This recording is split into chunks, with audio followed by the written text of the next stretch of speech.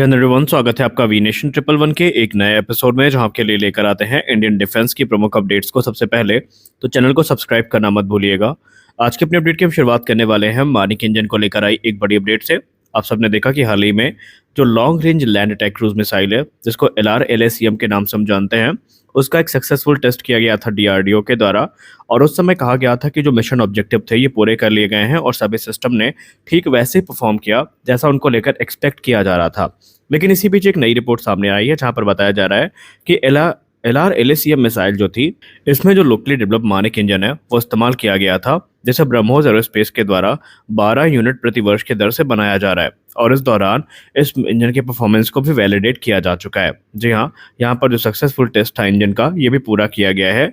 और ये टेस्ट ना सिर्फ हमारी उस कमिटमेंट को दिखाता है जो कि सेल्फ रिलायंस को प्राप्त करने के लिए काफ़ी महत्वपूर्ण है, बल्कि डिफेंस टेक्नोलॉजी में हमारी बढ़ोतरी किस प्रकार हो रही चरणबद्ध तरीके से, उसका भी ये एक प्रमाण है।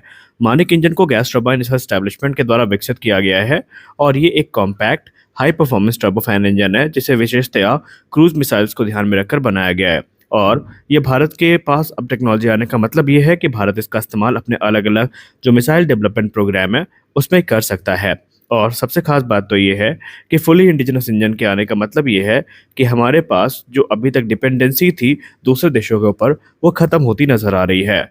यहाँ पर एक्सपर्ट्स ऐसा मानते हैं कि इस टेस्ट ने ये साबित कर दिया है कि भारत के पास अब एक स्ट्रेटेजिक एडवांटेज आ चुका है और जो डिपेंडेंसी थी वो लगातार कम होती जा रही है। उन्होंने कहा कि जो LRLACM है, ये तो सिर्फ शुरुआती मिसाइल है। आने वाले भविष्य में आप देखेंगे कि और भी कई सारे मिसाइल डेवलपमेंट प्रोग्राम होंगे जिसमें जो मानिक इंजन है ये महत्वपूर्ण भूमिका निभाएगा। इसके अलावा ये हमें एक कॉस्ट इफेक्टिव सोल्यूशन देगा फॉरेन इंजन के तुलना में, जो कि इंपोर्ट करने पे काफ़ी महंगे पड़ते हैं और इनकी मेंटेनेंस और मैन्युफैक्चरिंग भी हमारे लिए कॉस्ट इफेक्टिव बिल्कुल भी नहीं होती है। लेकिन जो इंडिजिनस इंजन है ये सारी समस्याओं को दूर करेगा। हाल ही में चाइना के एयर शो में J-35A को प्रदर्शित किया गया, जो कि चाइना का एक और 5th generation carrier capable fighter aircraft है और इसके प्रोटोटाइप ने उड़ान भी भरी है। लेकिन जब से ये चीज़ें सामने आई हैं तो उसके बाद से इंडियन डिफेंस एनालिस्ट के द्वारा बहुत सारे जो ब्रेकडाउन हैं वो किए गए हैं और इसको एमका से कंपेयर करके देखा जा रहा है और माना जा रहा है कि जो चीज़ें इसमें देखने को मिली हैं वो हमें एमका में भी देखने को मिलने वाली हैं। लेकिन आइए हम जानते हैं J-35A की कुछ की डिज़ाइन फीचर्स के बारे में और स्टेल्थ एलिमेंट के बारे में, जो कि इस एयरक्राफ्ट को काफ़ी ज़्यादा एडवांस बनाते हैं। शुरुआत करते हैं इसके वेपन बे डोर और कंट्रोल सरफेस एक्चुएटर फेयरिंग से। अगर आप इसके इंटरनल वेपन बे को देखेंगे तो उसमें variety of air to air missiles और एयर टू ग्राउंड म्यूनिशंस को कैरी करने में ये सक्षम होगा। साथ ही साथ अब क्योंकि वो इंटरनल वेपन बे में कैरी की जाएंगी तो इससे इसकी जो स्टेल्थ परफॉर्मेंस है ये काफ़ी इंप्रूव होगी। इसके अलावा जो कंट्रोल सरफेस एक्चुएटर फेयरिंग है ये इसको क्लीन डिज़ाइन देने में कंट्रीब्यूट करती है, जिससे कि इसका जो रडार रिफ्लेक्शन है वो काफ़ी कम होता है और इसके वजह से जो एक्सपोज एरियाज़ हैं वो भी काफ़ी कम होते हैं। सबसे एक चीज़ यहाँ पर इंपॉर्टेंट जो देखने को मिली है वो है यहाँ पर इसमें इस्तेमाल की जाने वाले single piece internally framed canopy. जी हाँ, J-35 में आपको जो कैनोपी देखने को मिलती है वो एक सिंगल पीस डिज़ाइन में है, जो कि इंटरनल फ्रेम के साथ में आती है। इससे इसको स्ट्रक्चरल इंटीग्रिटी तो मिलती ही मिलती है, साथ ही साथ जो पायलट की विजिबिलिटी है उसको भी काफ़ी ज़्यादा ये एनहांस कर देती है।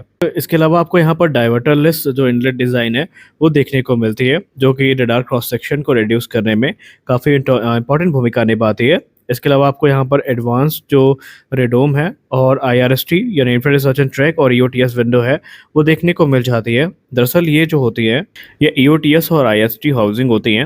अब अगर आप J-35A को गौर से देखेंगे तो इसमें आपको जो स्पेशलाइज्ड रेडोम है वो देखने को मिलता है, जो कि रेडार सिस्टम को तो हाउस करेगा ही करेगा, बल्कि इसके अलावा इसमें जो इलेक्ट्रो ऑप्टिकल टारगेटिंग सिस्टम है और infrared search and track system है इसकी हाउसिंग भी देखने को मिल जाती है बिलो द नोज। और इससे होता यह है कि जो पैसिव ट्रैकिंग कैपेबिलिटी है वो इस एयरक्राफ्ट की काफ़ी ज़्यादा एडवांस है। और भी बहुत सारी चीज़ें हैं जो J-35 में हमें देखने को मिली हैं और इस चीज़ को देख करके एनालिस्ट ये अनुमान लगा रहे हैं कि चाइना ने रिसर्च में काफ़ी मेहनत करी है और ये एयरक्राफ्ट काफ़ी कैपेबल होने वाला है। और साथ ही साथ अब भारत के लिए भी यहाँ पर जो चेतावनी है ये भी एक तरीके से कह सकते हैं कि जारी कर दी गई है कि भारत को भी अब अपने 5th generation fighter aircraft programme में काफ़ी ध्यान देना होगा, क्योंकि डिफेंस एनालिस्ट ये मानते हैं कि ये जो एडवांस फाइटर एयरक्राफ्ट है, हो ना हो इसी प्रकार का जो फाइटर एयरक्राफ्ट है ये चाइना पाकिस्तान को भी दे सकता है। और पाकिस्तानी मीडिया तो पहले से ही उछल रही है कि 2029 से 30 तक उनके पास जो 5th जनरेशन फाइटर एयरक्राफ्ट है वो J-31 होता है या कोई और, उसका एक्सेस उनके पास होगा और ऐसे में भारत के पास उस समय कोई भी 5th जनरेशन फाइटर एयरक्राफ्ट नहीं होने वाला है। तो डिफेंस एनालिस्ट यही कहते हैं, या तो आप एडवांस 4.5 जनरेशन एयरक्राफ्ट के प्रोक्योरमेंट पर ध्यान दीजिए या फिर एमका के डेवलपमेंट को फास्ट ट्रैक करिए, वरना भारत इस क्षेत्र में अब बहुत ज़्यादा पिछड़ता जा रहा है। आपको क्या लगता है, भारत को क्या तत्काल तौर पर इन चैलेंजेस को फेस करने के लिए जो एमआरएफए है वो फाइनलाइज करना चाहिए या एमका को युद्ध स्तर पर आगे बढ़ाना चाहिए? अगले में बात करने वाले हैं SU-57 फैलन के बारे में। SU-57 फैलन जो हाल ही में अभी चाइना के एयर शो में हमें देखने को मिला है और उसके करतब देख करके जो दर्शक दीर्घा है वो काफ़ी आश्चर्यचकित भी हुई है और दुनिया ने इसका लोहा भी माना है। और रशियन एयरफोर्स को जो नए बैच के एयरक्राफ्ट है ये मिलने भी शुरू हो गए हैं। लेकिन इसी बीच मीडिया से बात करते हुए रोसबोरोन एक्सपोर्ट के सीईओ अलेक्जेंडर बिको ने एक चौंकाने वाला खुलासा किया है। उन्होंने कहा कि जो फर्स्ट कॉन्ट्रैक्ट है SU-57 के एक्सपोर्ट वेरिएंट का, ये ऑलरेडी शाइन हो चुका है एक फॉरेन कस्टमर के साथ। हालांकि वो उस फॉरेन कस्टमर का नाम लेने से बचते हुए दिखाई पड़े, लेकिन इस समय सोशल मीडिया के हवाले से अगर हम बात करें, हालांकि ये रिपोर्ट कंफर्म नहीं है, लेकिन रूमर्स हैं कि अल्जीरिया वो ऐसा देश बन सकता है जिसके साथ जो पहला कॉन्ट्रैक्ट है वो साइन किया गया हो। हालांकि उन्होंने ये भी कहा कि SU-57 का जो पोटेंशियल है ये दुनिया ने देखा है और हमने जो पहला कॉन्ट्रैक्ट है वो साइन कर लिया है। ये एक state of the art 5th generation fighter aircraft है जो कि किसी भी देश के रिक्वायरमेंट को पूरा करने में सक्षम है। उन्होंने कहा कि निसंदेह हमारे जो इकोनॉमिक हालात है वो अच्छे नहीं चल रहे हैं, लेकिन इसके बावजूद हमने जो फ्रेंडली कंट्रीज़ हैं उनको ये जो एयरक्राफ्ट है वो ऑफ़र किया है और इस एयरक्राफ्ट जो ने अपनी जो कैपेबिलिटी है इसको ऑलरेडी साबित भी कर रखा है। आपको बता दें कि रशिया ये क्लेम करता है कि ऑलरेडी SU-57 फैलन ने जो यूक्रेन वॉर है वहाँ पर जो suppression of enemy air defence mission है वो एग्जीक्यूट किए हैं। हालांकि इसका प्रत्यक्ष प्रमाण तो सामने नहीं आया है, लेकिन उन्होंने कहा है कि ये एयरक्राफ्ट कॉम्बैट प्रूवन भी हो चुका है। आपको बता दें कि रोसबोर्न एक्सपोर्ट ने यह भी कहा है कि जो मित्र देश हैं उन कई देश संपर्क में हैं जिनसे जो बातचीत है वो चल रही है और आने वाले भविष्य में जो नंबर्स हैं वो लगातार बढ़ते दिखाई पड़ेंगे। बीते समय के साथ जो SU-57E है इसकी जो कैपेबिलिटीज़ है उनको एनहांस किया गया है और इसे जो बेसिकली कस्टमर की रिक्वायरमेंट है उसको ध्यान में रख करके ही बनाया गया है।